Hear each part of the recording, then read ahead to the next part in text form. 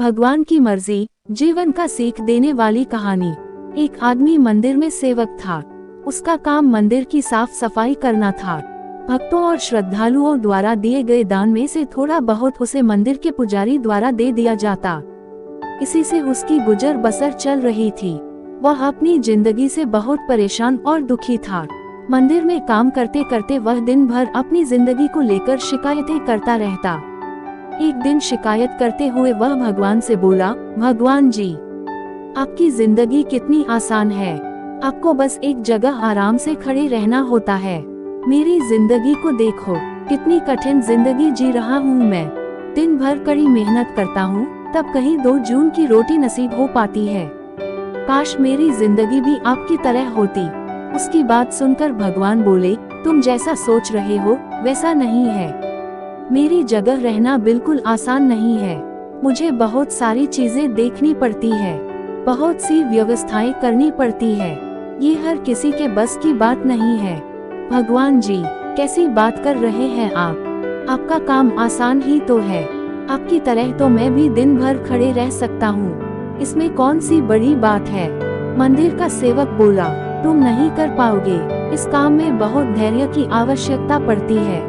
भगवान बोले, मैं जरूर कर पाऊंगा। आप मुझे एक दिन अपनी जिंदगी जीने दीजिए। आप जैसा बताएंगे मैं वैसा ही करूंगा।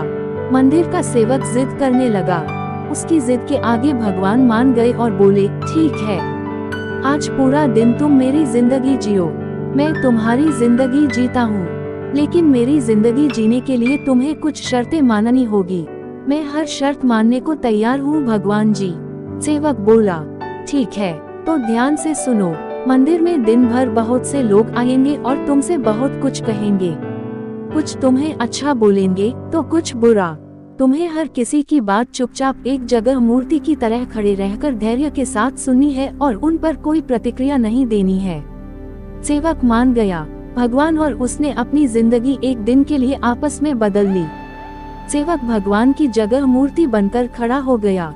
भगवान मंदिर की साफ सफाई का काम निपटाकर वहां से चले गए। कुछ समय बीतने के बाद मंदिर में एक धनी व्यापारी आया। भगवान से प्रार्थना करते हुए वह बोला, भगवान जी, मैं एक नई फैक्ट्री डाल रहा हूँ। मुझे आशीर्वाद दीजिए कि यह फैक्ट्री अच्छी तरह चले और मैं इससे अच्छा मुनाफा कमाऊं। प्रार्थना करने के बाद वह प्रणाम करने के लिए नीचे झुका तो उसका बटुआ गिर गया। जब वह वहां से जाने लगा तो भगवान की जगह खड़े मंदिर के सेवक का मन हुआ कि उसे बता दे कि उसका बटुआ गिर गया है, लेकिन शर्त अनुसार उसे चुप रहना था। इसलिए वह कुछ नहीं बोला और खामोश खड़ा रहा।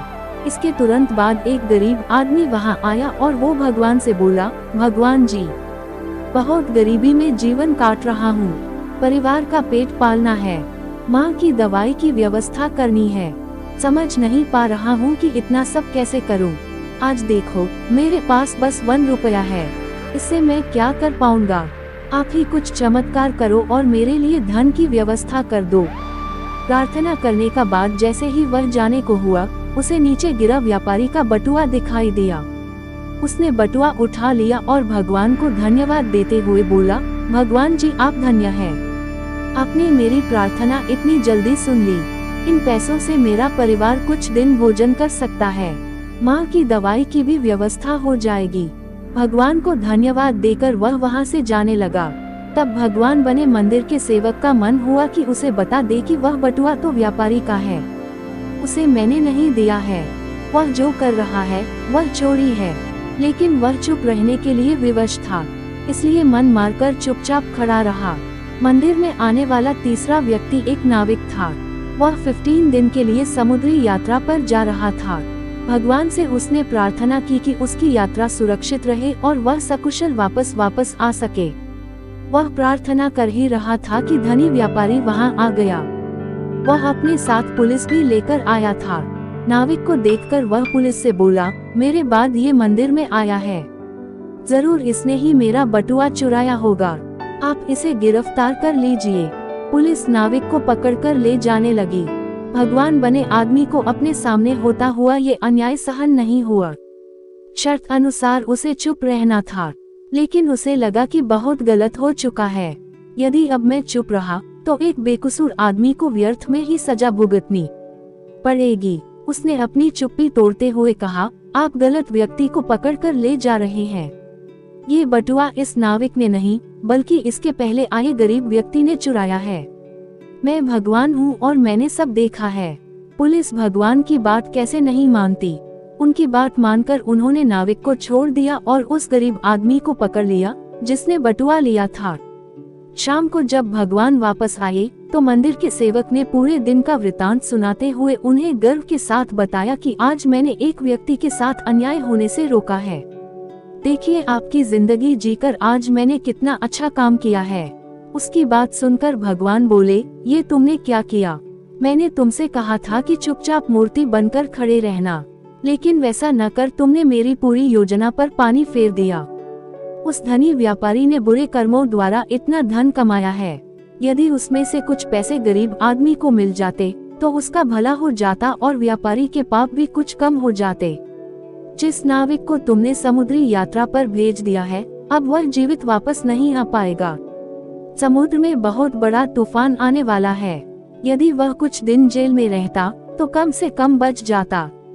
सेवक को ये सुनकर एहसास हुआ कि वह तो बस वही देख पा रहा था जो आंखों के सामने हो रहा था। उन सबके पीछे की वास्तविकता को वह देख ही नहीं पा रहा था। जबकि भगवान जीवन के हर पहलू पर विचार अपनी योजना बनाते हैं और लोगों के जीवन को चलाते हैं। मोरल ऑफ द स्टोरी, हम सब भी भगवान की योजनाओं को समझ नहीं पाते। जब हमारे साथ कुछ गलत हो रहा होता है या हमारे हिसाब से कुछ नहीं हो रहा होता है तो अपना धैर्य खोकर हम भगवान को दोष देने लगते हैं। हम ये समझ नहीं पाते कि इन सब के पीछे भगवान की कोई न कोई योजना छुपी हुई होती है। ऐसे समय में हमें भगवान पर विश्वास रखकर धैर्य धारण करने की आवश्यकता है।